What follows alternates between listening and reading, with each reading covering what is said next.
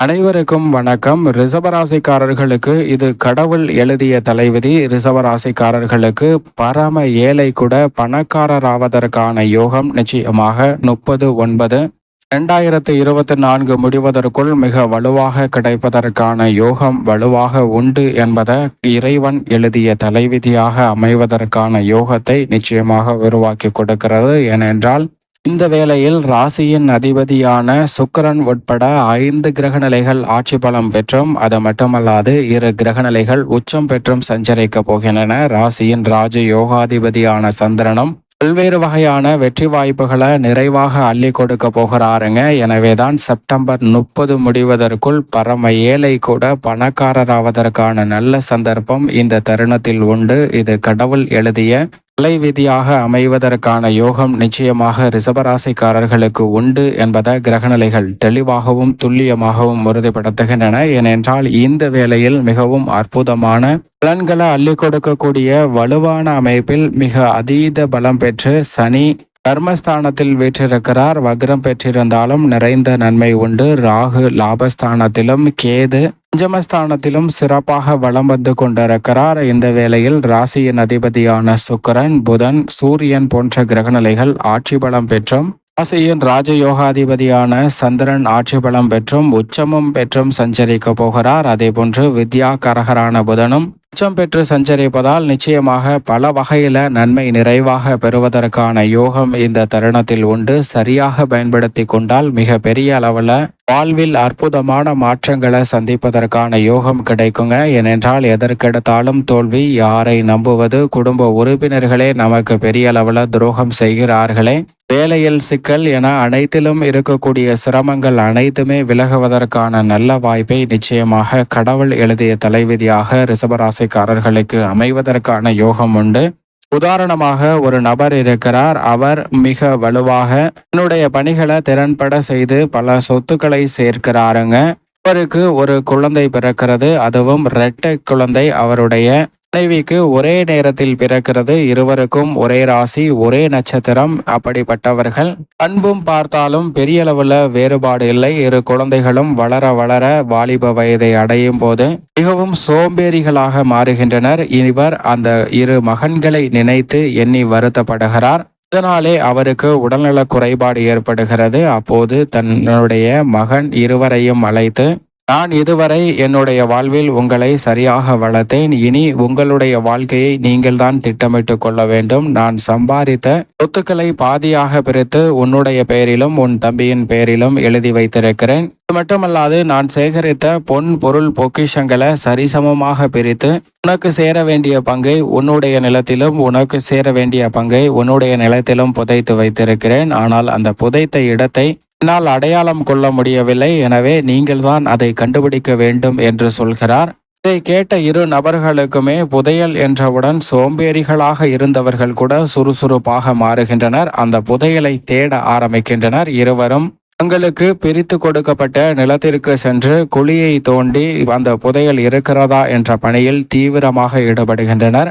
2 நபர்களுமே அவரவர்கள் நிலத்தில் முயற்சி செய்து கொண்டிருக்கும் போது அங்கு ஒரு நீர் ஊற்றானது வருகிறது. அந்த நீர் ஊற்று இருவருக்குமே இருவருடைய நிலத்திலும் கிடைக்கிறது. இதை பார்த்த ஒரு நபர் அந்த நீரூற்றை வீணடிக்க வேண்டாம், அதை சரியாக பயன்படுத்தி கொள்ளலாம் என்று அந்த நீரூற்றை ஒரு கிணறாக மாற்றி அந்த கிணற்றிலிருந்து வரக்கூடிய தண்ணீரை தனக்கு ஒதுக்கப்பட்ட நிலங்களில் பாய்ச்சி வெள்ளாமையை விரிவுபடுத்தி பலருக்கு வேலை வாய்ப்பை உருவாக்கி கொடுப்பதோடு மட்டுமல்லாது பெரிய அளவில் பொருட்களை சேகரித்து தன்னுடைய வாழ்க்கையில் பல மாற்றங்களை ஏற்படுத்தி கொள்கிறார். ஆனால் அந்த 2வது அவர் என்ன சொல்கிறார் என்றால், தந்தை தன்னிடம் புதையலை புதைத்து வைத்திருக்கிறேன் என்று சொல்லியிருக்கிறார். எனவே இந்த நீரூற்று தேவையில்லை என்று அந்த நீரூற்றின் மேல் மண்ணை அள்ளி போட்டு மூடிவிட்டு அடுத்த குழியை தோண்ட ஆரம்பிக்கிறாருங்க. அவருடைய வாழ்நாள் முழுவதும் தோண்டியும் அந்த பொக்கிஷ புதையலை அவரால் கண்டுபிடிக்க முடியவில்லை. ஆனால் தனக்கு கிடைத்த சிறு வாய்ப்பை பயன்படுத்தி கொண்ட மற்றொரு நபரோ மிக பெரிய அளவில் வளர்ச்சி அடைகிறாருங்க.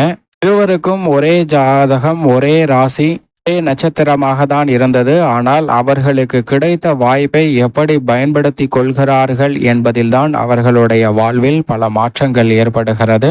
உண்மையில் பார்க்க போனால் அந்த தந்தை தன் இரு மகன்களும் சோம்பேறியாக இல்லாமல் யதார்த்தமான வாழ்க்கையை புரிந்து கொள்ள வேண்டும் என்பதற்காக சிறு பொய்யையும் அதில் சேர்த்திருக்கிறார். இதில் நாம் புரிந்து கொள்ள வேண்டிய விஷயம் என்னவென்றால், கடினமாக உழைத்தாலும் கூட கிடைக்கக்கூடிய வாய்ப்புகளை எப்படி பயன்படுத்த வேண்டும் என்பதை சரியாக பயன்படுத்தினாலே உச்சபட்ச வளர்ச்சி கிடைக்கும். இரு நபர்களுமே தங்களுடைய உழைப்பை பயன்படுத்தினார்கள். ஆனால் பலனடைந்தது என்னவென்று பார்த்தால், அந்த நீரூற்றை சரியாக பயன்படுத்திய நபர்தான் அதிக பலனடைந்தார். மற்றொரு நபர் தன்னுடைய வாழ்நாள் முழுவதும் பள்ளங்களை நோண்டினார், கடின உழைப்பை வெளிப்படுத்தினார். ஆனால் அவருக்கான பலன் கிடைக்கவே இல்லை. இதுபோன்றுதான் ரிஷபராசிக்காரர்களுடைய வாழ்க்கையிலும் பல கிரகநிலைகள் மிக சாதகமான நல்ல பலன்களை கொடுக்கக்கூடிய அமைப்பில் வலம் வரும்போது அதை தவற விட்டுவிட்டு பின்னர் இதற்கான வாய்ப்பு கிடைக்காதா, நம்மளுடைய வாழ்வில் முன்னேற்றம் அடைய மாட்டோமா, நமக்கு நம்ம கூட இருந்தவங்களே துரோகம் பண்ணிட்டாங்களே, உறவுகளே ஏமாத்திட்டாங்களே, உடன் பிறந்தவர்களே இப்படி கடுமையான சொற்களை பயன்படுத்துகிறார்களே என்ற மன வருத்தத்தையும் ஆதங்கத்தையும் மட்டும் கொண்டிருந்தால் மட்டும் பத்தாதுங்க. நமக்கு கிரகநிலைகள் கொடுக்கக்கூடிய சரியான வாய்ப்புகளை பயன்படுத்தி கொள்வது உங்களது கையில்தான் இருக்கிறது. அது போன்ற நல்ல நேரமாக தான் இந்த தருணம் பார்க்கப்படுகிறது. ஏனென்றால் ராசியின் அதிபதியான சுக்கிரன் உச்சம் பெற்று சஞ்சரிக்கக்கூடிய புதனுடன் இணைந்தும் புதனை விட்டு ஆட்சி பலம் பெற்றும் சஞ்சரிக்க போகிறார். சூரியன் ஆட்சி பலம் பெற்றும் சஞ்சரிக்கிறாருங்க. ராசியின் ராஜயோகாதிபதியான சந்திரனும் ஆட்சி பலமும் உச்சமும் பெற்று சஞ்சரிக்க போகிறார். ராசியின் நட்பு கிரகமாக இருக்கக்கூடிய சனியும் ஆட்சி பலம் பெற்றிருக்கிறார். வக்ரம் பெற்றிருந்தாலும் பாதிப்பு இல்லை. இப்படி பல கிரகநிலைகள் அதீத நன்மையை அள்ளி கொடுப்பதால் நிச்சயமாக இந்த வேளையில் நீங்கள் நினைக்கிறபடி கடன் சுமைகள் பெரிய அளவில் குறைவதற்கான வாய்ப்பு உண்டு. மன மாற்றம் மட்டுமல்ல, வாழ்வில் பொருளாதார ரீதியான முன்னேற்றங்களை சந்திக்கக்கூடிய வாய்ப்புகள் கிடைக்கும். தொழிலில் ஏற்பட்ட ஏமாற்றங்கள் சரி செய்வதற்கான வாய்ப்பை சனி பகவான் மிக வலுவாக ஏற்படுத்தி கொடுக்கிறார். குரு ஜென்மத்தில் இருந்தாலும் கூட இந்த தருணத்தில் பல கிரகநிலைகள் சாதகமாக சஞ்சரிப்பதால் வருமானம் குவியக்கூடிய அளவிற்கு நல்ல வாய்ப்புகள் இந்த தருணத்தில் உங்களை தேடி வரும். சரியான வாய்ப்புகளையும் கடின உழைப்பையும் பயன்படுத்தினால் பரம ஏழை கூட பணக்காரராவதற்கான தடை இல்லை என்பதை கிரகநிலைகள் தெளிவாக உறுதிப்படுத்துகிறது என்பதில் சந்தேகமே இல்லை. தொழில்துறை, வியாபாரத்துறை சார்ந்த பணிகளிலும் உத்தியோகம் சார்ந்த பணிகளிலும் உபரி வருமானம் அதிகரிக்கும். இதைவிட ராகு லாபஸ்தானத்தை வளப்படுத்துவதால் பல்வேறு வகையில அதிரடி லாபங்கள் உங்களுக்கு வந்து சேர்ந்த வண்ணமாக இருக்க போகிறது. கலைத்துறையில் உச்சபட்ச வளர்ச்சி நிறைவாக உண்டு. புதிதாக அசையா சொத்துக்கள் வாங்குவதற்கான யோகமும் வலுவாக கிடைக்கிறது. பொது வாழ்வில் இருப்பவர்களுக்கு நல்ல நட்பால் இந்த தருணத்தில் ஆதாயம் மிக வலுவாக கிடைப்பதற்கான யோகம் உண்டு. நெருங்கிய உறவினர்களிடம் ஏற்பட்ட மன வருத்தம் விலகக்கூடிய வாய்ப்புகளும் சந்தர்ப்பங்களும் பல தருணங்கள்ல வலுவாக கிடைக்க போகிறது.